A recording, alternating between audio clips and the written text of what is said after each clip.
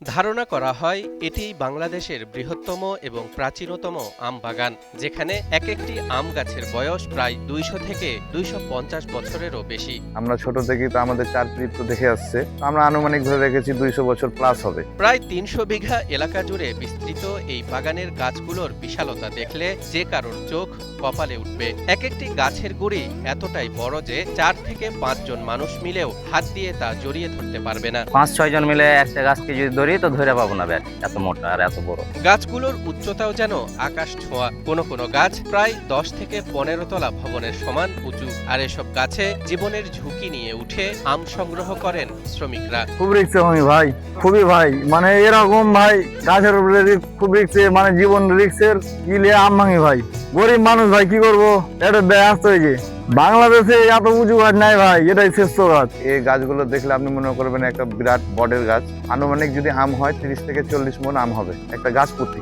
সাধারণত বয়সের সাথে সাথে গাছের ফলন কমে গেলেও এই বাগানটি তার ব্যতিক্রম। আধুনিক যুগের আম বাগানের তুলনায় এখানকার গাছগুলোর ফলন অবিশ্বাস্য।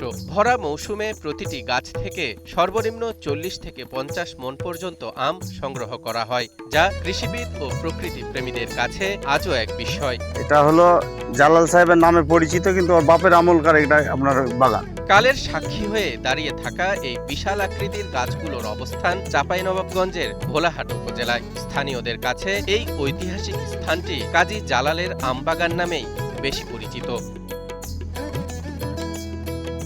ঐতিহ্যবাহী এই বাগানের মূল মালিক কাজী জালাল চিরতরে চোখ বুজেছেন। তার মৃত্যুর পর উত্তরাধিকার সূত্রে সন্তানরা এই বিশাল বাগান ও জমি নিজেদের মধ্যে ভাগাভাগি করে নিয়েছেন। পরবর্তীতে বংশধরদের অনেকেই বাগানের বিভিন্ন অংশ বিক্রি করে দেওয়ায় বর্তমানে বাগানটির বেশ কিছু অংশ হাতবদল হয়েছে। তবে মালিকানায় পরিবর্তন এলেও এই বাগানের আদি গৌরব ও মহিমাকে ম্লান করতে পারেনি সময়। স্থানীয় বাসিন্দা এবং দূর দূরান্ত থেকে আসা প্রকৃতিপ্রেমী ও দর্শনার্থীদের কাছে আজও এই বাগান কাজী জালালের আমবাগান নামেই সমান জনপ্রিয় এবং আকর্ষণের কেন্দ্রবিন্দু।